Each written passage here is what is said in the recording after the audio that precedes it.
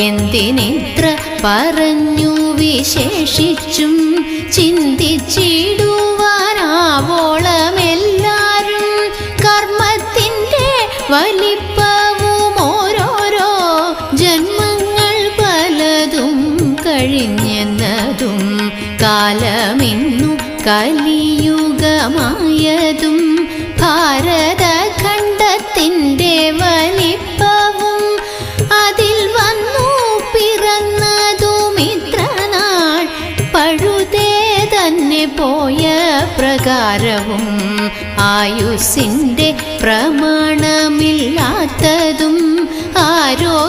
ആരോഗ്യത്തോടിരിക്കുന്ന അവസ്ഥയും ഇന്നു നാമസങ്കീർത്തനം കൊണ്ടുടൻ വന്നു കൂടും പുരുഷാർത്ഥമെന്ന്